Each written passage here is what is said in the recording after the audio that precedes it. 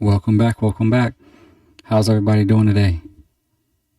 I told you I'm going to do 2 streams today. So here's number 2, week 4 preview. Let's get right to it.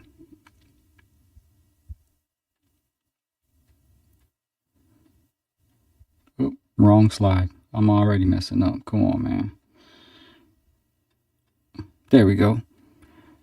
Thursday night's football game tomorrow. We got the Cardinals versus Seahawks. This looks like a pretty even matchup. You got the Seahawks 19th in points scored, but 5th in points allowed. And then you got the Cardinals, and then you got the Seahawks 5th in points scored, 2nd in points allowed. That chart looks a little deceitful, because it still is only week 4. They only played 3 games. I don't see Seattle as being a high-powered offense, and I don't think they're going to put up that many points against the Cardinals defense. And as far as the Cardinals, I mean, you don't know which Kyler Murray is going to show up. So, you could pretty much flip a coin and pick the winner of this game. I'll probably go with the Cardinals, but it'll be a pretty competitive matchup.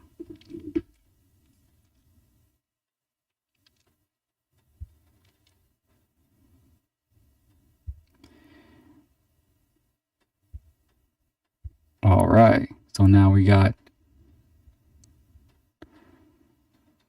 and hold on, before we get to the Washington game, I said this a bunch of times. I said it last time. We're not in a rush to put Daniels in there. He is our future, and his status this week is doubtful, but Mariota's a good backup, like I said, and he did good last game. He did great last game. So keep him in there for another game. Hell, keep him in there for 2 more games, and then make sure Daniels is 100% before he goes back in, because we really need him for the second half of the season. So that's my take on that. So let's pull up the numbers. Not that the numbers matter, but because they don't have all their starters. But yeah, I mean, Washington is 7th in points scored, 12th in points allowed, 2nd in rushing. So on paper, it looks like they would be able to walk all over the Falcons. The Falcons are going through what they're going through. Raheem was pressed a little bit at the conference. Raheem Morris, the coach, he was pressed at the conference on if Kirk Cousins is back in the QB competition. He firmly stated that Penix was his guy, which I think is kind of weird, because Penix has been playing sloppy these past few weeks. Not sloppy, but he hasn't really been doing what he's supposed to do. But they invested so much money in Kirk. It's weird that he isn't even thinking about putting him in. And the only thing I can think of is maybe they're not putting him in because they don't want him to get hurt, and they want to probably get the most value out of him after spending all that money on him. But it's clear that they don't think he's the future. So it's kind of a strange scenario, because they already paid him, and then they picked up Penix, and now they benched him immediately, So, and yes, Kirk Cousins is very inconsistent sometimes, but their QB room in Atlanta is just kind of in shambles right now. And if Penix has a bad game this week, the Cousins calls will be louder and louder, especially given the contract that he has. So keep an eye out for that. It'll be a good game to watch. But I'm Commanders, so hopefully they whoop the Falcons.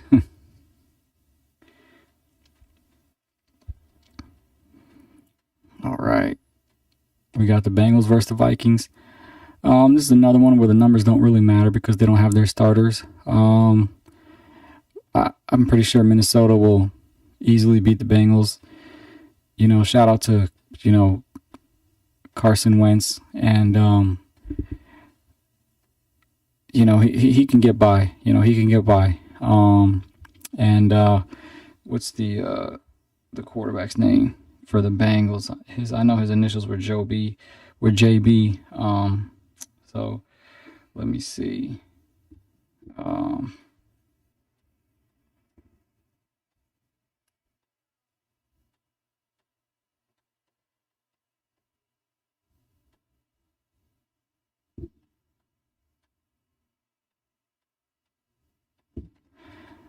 Wait a second. Do I got the wrong game up? Hold on, y'all. Hold on. That's the funny thing about being live. All right, so we might have to skip this one because it's the Bengals versus the Broncos. Let me see.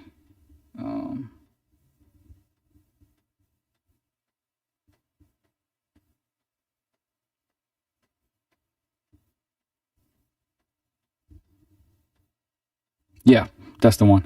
We don't got to skip it. Still working on this stream deck, y'all. Just be patient with me. But we're going to get the numbers out. We're going to get it right. All right, so, but back to what I was saying. Who's the quarterback for the Bengals?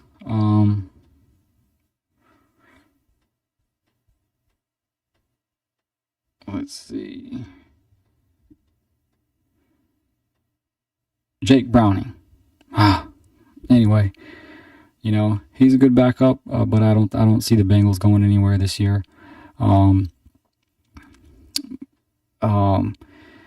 Until Burrow comes back in, I don't see them doing anything. And then the Broncos, with a little bit of friction in there with Coach Payton and Bo Nix, it's gonna be, they're definitely gonna come out swinging because they want to get on the right path. They're 1-2. They don't want to stay below 500 for much longer in the season, you know, like most teams. But they're kind of in the middle of the pack as far as production and defense. And I think this will be their chance to get back to 500 and push forward through the season. Because I still think Bo Nix and Peyton is a good combo, but right now it doesn't look like they're on the same page. So we'll see what happens with that. But the Bengals, you know, it's going to be a long 3 months for them. They still got Chase. They still got some firepower. But I'll be surprised if they can make it to 500 before Burrow gets back. So I'm going to have to give this one to the Broncos. All right. So who do we have next? The Saints versus the Bills. This will pretty much be a blowout. I mean, the Bills are ranked first in rushing, fourth in points scored. They got Josh Allen. The Saints are in rebuild mode. They're top 10 in takeaways. I mean, they're just way too good. I mean, it's any given Sunday, but this will be an easy win for the Bills if they you know, treat them like they treat every other opponent. You know, if they come in there limping and acting like that, you know, they can come in there and play with the, you know, on cruise control. You know, they got another thing coming because it is any given Sunday. So but you know, Josh Allen always comes to play, so I'm pretty sure he's gonna look at that. I'm pretty sure he's gonna come in there and get some easy work. They might even pull him after 3 quarters. You know, it looks like it'll be a blowout. So, you know, easy win for the Bills. They're gonna have a good season. Obviously, I've always talked about their competitors in the AFC, but we'll get to that later.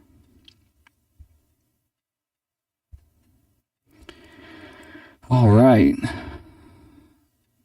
So I'm sure you guys seen some of the press conference leading up to this game. Micah Parsons has been very vocal about certain things, wanting to sack Prescott, saying it'll be painful. You know, I don't know if he's being sarcastic or what. And then just mentioning things about the contract negotiations, you know, kind of throwing shade. And Green Bay is really hungry. They got surprised by the by the Browns. I feel like I don't want to say they got exposed, but you definitely have to raise your eyebrows with Jordan Love. He's a great QB, but when things get tough, he kind of doesn't deliver. So I don't see Dallas really giving Green Bay a run for their money. They're still trying to find their identity with the coach Schottenheimer. So I feel like this will be a bounce back game for the Packers, and I still have them as my top pick in the NFC. You know, we'll see, but I think this will be their statement game against the Cowboys. All right. Speaking of the Browns, pretty much like the Buffalo game against New Orleans, as far as my prediction goes, this will be another blowout. You always got to respect Cleveland's defense, but if the offense ain't producing, the defense is on the field most of the time, chasing the Lions offense all around, it's just not going to be a good look. I wouldn't be surprised if the Lions put up at least 28 points against this team, even as good as the defense is. But and I know these numbers has them in the middle of the pack, but Cleveland defense can definitely hold their own and be in the top 10. I feel like when all this is said and done, but I just feel like Detroit just has too much firepower, and they are on a roll right now. They are on a roll. It just, and then with all the Flacco looking like Flacco, you don't know which one's going to show up. So I'm going to have to go with Detroit for this one. And hopefully they if this is going to be Cleveland Browns rebuild year, why don't they push Shedeur in there? Put him in there. So, why not? But easy work for the Lions. That's my preview. So, all right, who we got next? Oh, the Texans. So, I didn't expect much from the Titans this year, but I'm very shocked at how the Texans are. They're 0-3. The Titans are 0-3. Hold on, let me move this up a little bit. Hold up.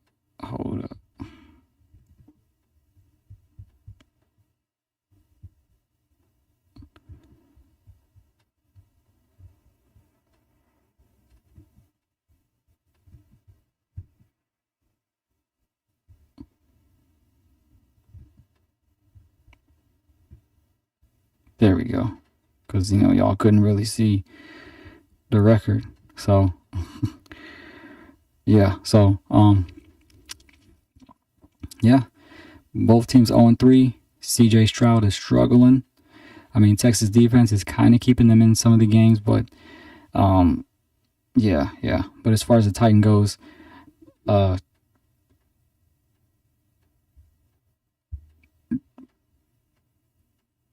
Cam Ward is a good quarterback, but I don't think he should have been first overall. And no, it's not because I'm like, oh, Shedeur. I just feel like Cam Ward's a little overhyped.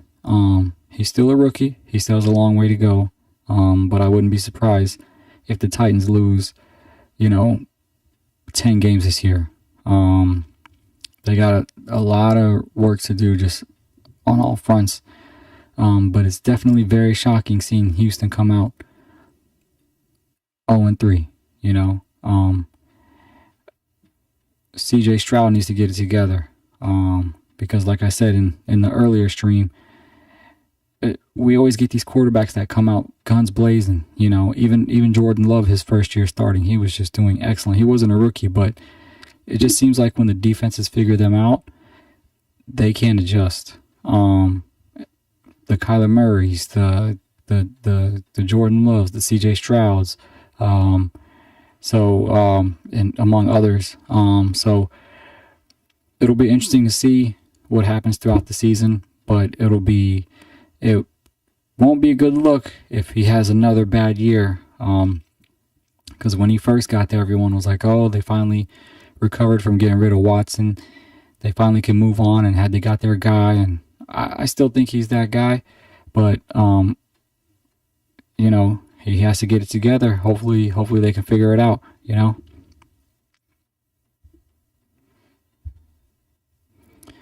Here's a game I'm really looking forward to seeing. The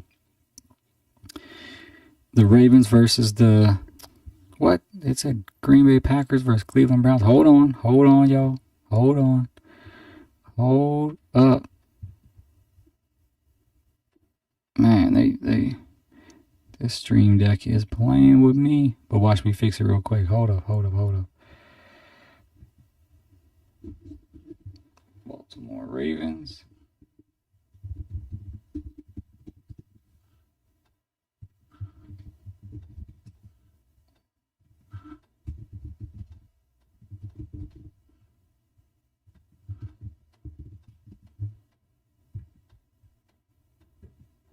Okay.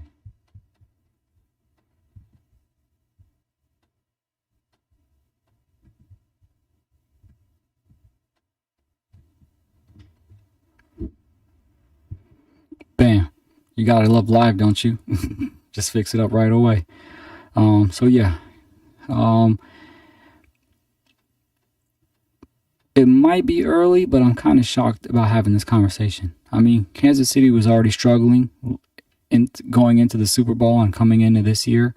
But I didn't expect the Ravens to be where they're at.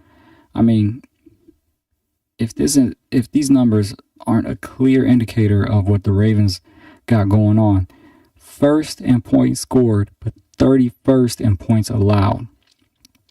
Harbaugh needs to figure out that defense ASAP, get them going, because I don't think the Ravens are going to put up that many points against Steve Spagnuolo's defense.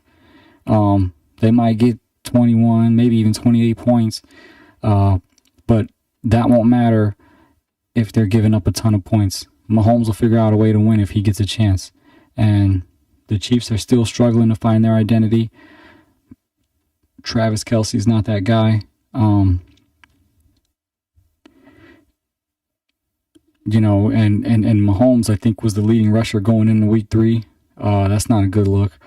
So the Chiefs are really kind of finding their stride, but it seems like eventually their defense gets in the top 10 and their offense finds a way to make it work. But don't know if that's going to work this year. But for this game, if the Ravens if their defense does not perform, this is going to Kansas City easily. It doesn't matter how many points the Ravens score, because guess what's going to happen? Henry and Lamar are going to have to play hero ball. They're going to have the ball way too long. They're going to be out on the field all the time, and there's going to be a higher chance of turnovers, higher chance of fumbles. Yes, Derrick Henry doesn't fumble, but he's in a funk this year when it comes to not turning the ball over. So the Ravens need their defense to come together. So I got the Chiefs winning this one, but keep a close eye on how the Ravens make defensive adjustments. So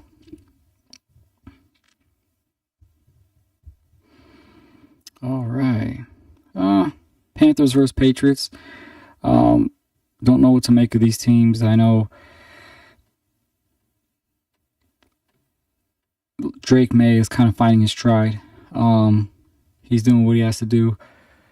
As far as the Panthers goes, Bryce Young's not playing that bad, but at the end of the day, he's not playing like their franchise QB, and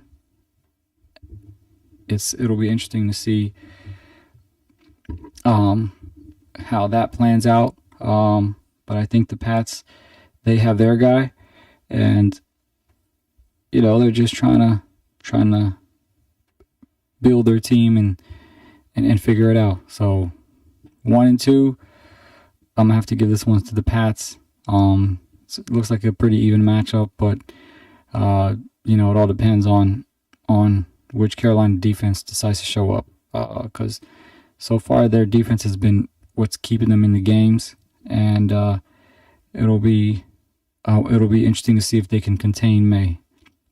The May and Diggs combo could probably start to come into fruition now.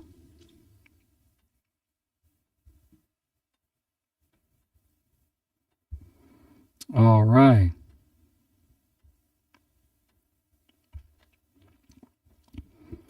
Okay. Here's another blowout probably. I know I mentioned in the last stream, but I'm not sure why Russ went to the Giants. They never had a chance before he got there, especially him being a veteran. Maybe he just loves the game of football. But, you know, it's not looking too good for the end of his career. The Giants should have went with Dart to begin with, just because, you know, they are rebuilding. But on the flip side, I know they probably initially planned to let him learn behind Russell Wilson. And I think for certain rookies, because this QB class wasn't that great in the draft, that for certain rookies, you know, you got to let them sit a little bit, you know. And I just feel like, why bring in Russ, right? And then you turn around and bench him after 3 games and put Dart in there as if that's going to make any difference. You guys are still going to lose. The Giants still are going to lose. It doesn't matter who they have, you know. And not much to say about the Chargers. In my opinion, they are the most complete team in the AFC. So, you know, that'll be an easy win for them, but we can at least see what Dart's made of. And hopefully if he doesn't get annihilated by the Chargers defense, you know, I mean, wow, to put him in there against a good defense like that, I feel like you should have kind of eased him in a little bit. But, you know, it's the Giants. You know, they got rid of Barkley. They don't know what they're doing. They got rid of Jones. Look how good Jones is doing. You got to start looking. Hold on, my dog. Chill. These neighbors' dogs come by my door all the time and bark at my dog like they hate my dog. And my dog gets all worked up. Sit down. Y'all gotta love the live streams, man. I'm not editing nothing out. So, but yeah, just bad management, bad player management. Dabo Sweeney, he'll probably be out of there before the year's over. And hopefully Russ can, you know, do something, maybe go on a competitive team, because the way he's talking, he doesn't look like he wants to retire anytime soon. So, or maybe he just wants to stick around in New York, you know. You know, who knows? But it's just weird management why they would bring Russ in and then just bench him after 3 games, like putting in Dart's going to do anything, you know. So easy work for the Chargers. Easy work.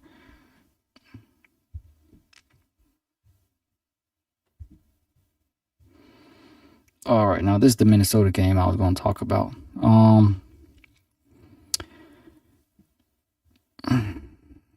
What can you say about these teams? You got Rodgers on one end, and then you got, let me see. I know Wentz is the starter, but let me double check to make sure they're not putting McCarthy back in there. Let me see.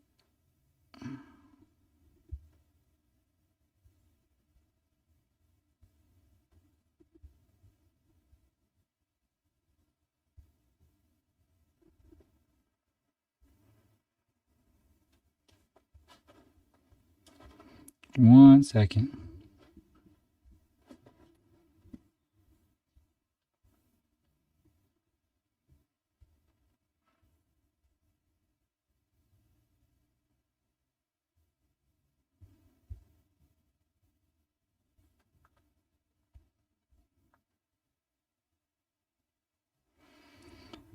I don't know if they're putting McCarthy back in there. Let me see.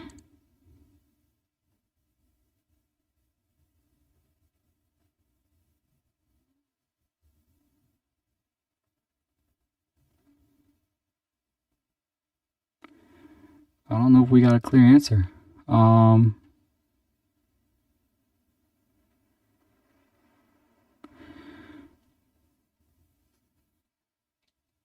Let me see.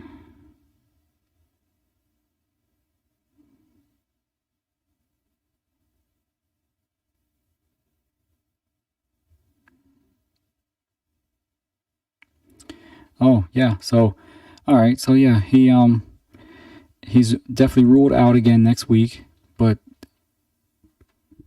they also don't know if they really want to commit to him at quarterback.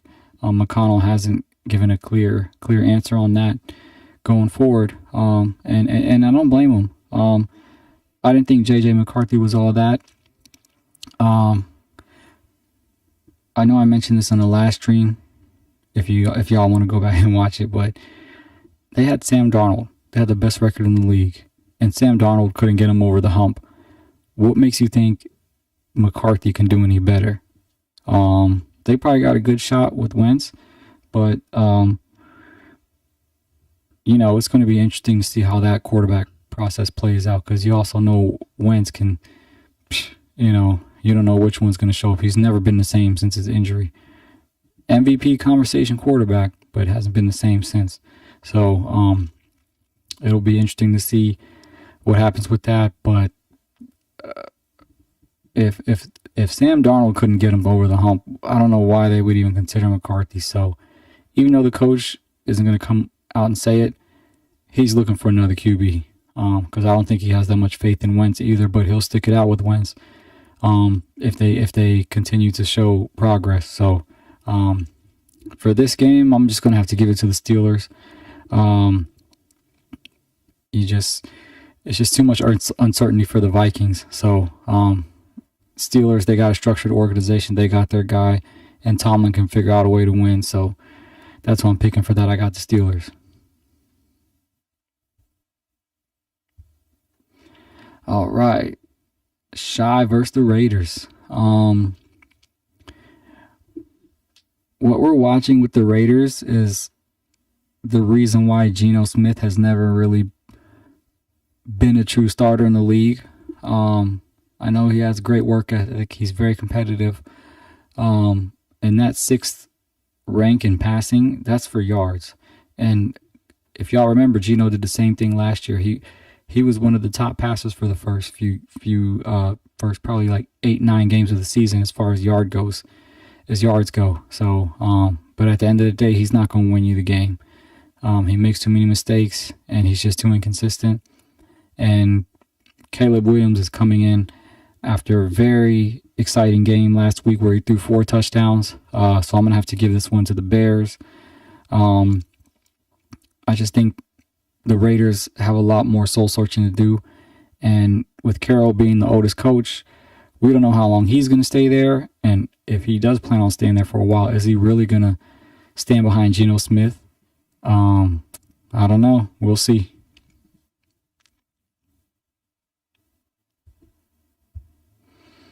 All right. So now this is a game I'm excited about.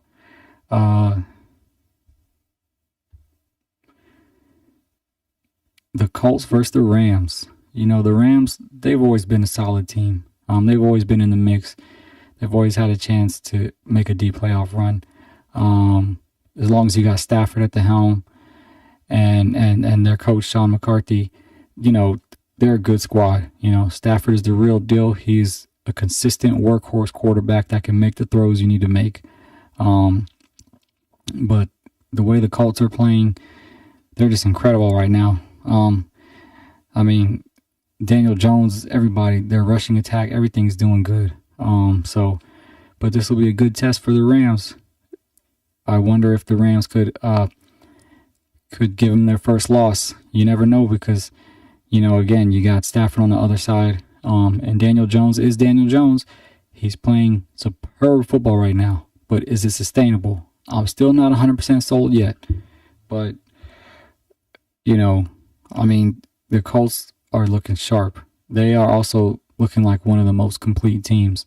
It's just, I'm hesitating to say that with Jones at the helm. I need him to win a few more games before I can be like, okay, he's their guy and they're the squad, So, we'll see how that goes. But I'm going to have to give the slight edge to the Rams. I don't think this Colts magic is sustainable, but I don't want to knock them, because they're a really, really good team, and I think they will make it to the playoffs. But they got to lose sometime, and I don't see them going 5-6-0. So I'm gonna have to give this one to the Rams.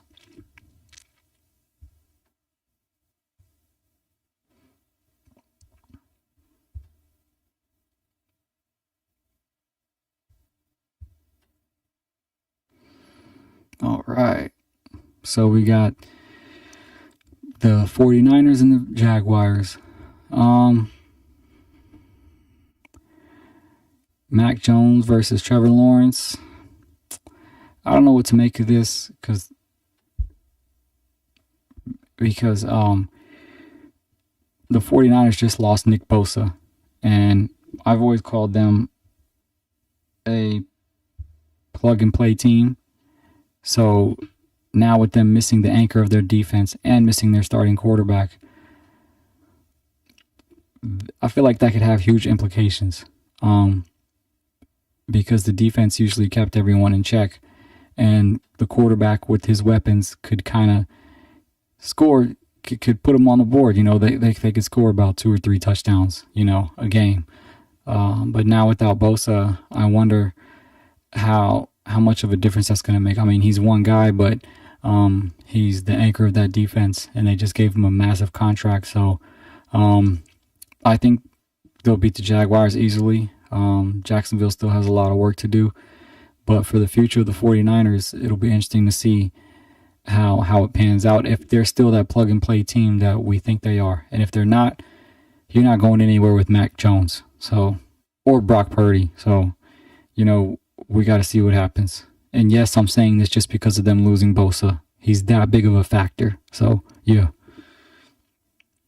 49ers win this one easily, but a lot more issues to work out.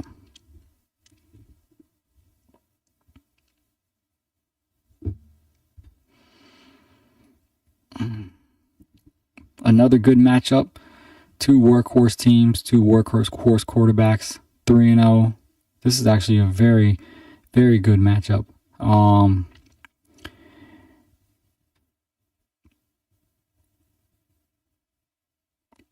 I think Mike Evans is going to be out, so you definitely got to watch out for that.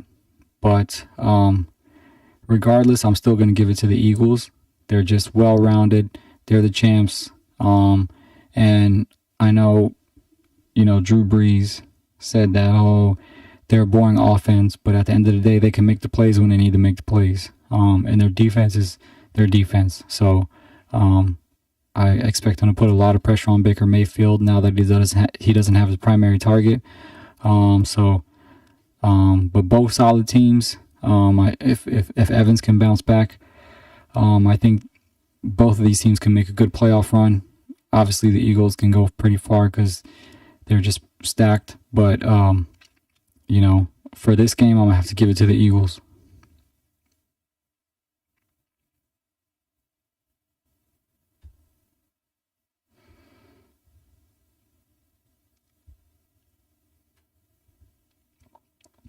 All right.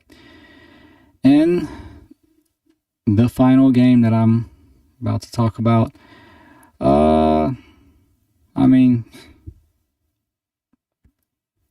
listen, the Jets got Tyrod Taylor.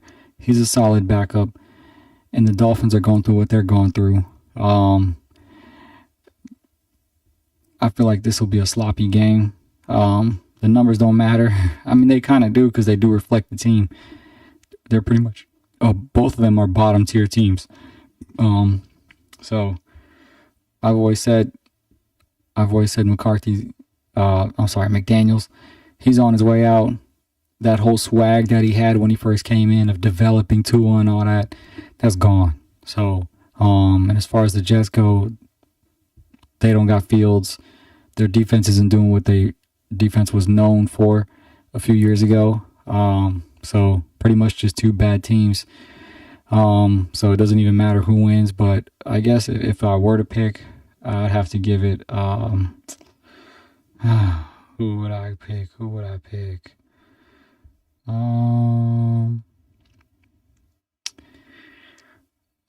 I would pick the Dolphins,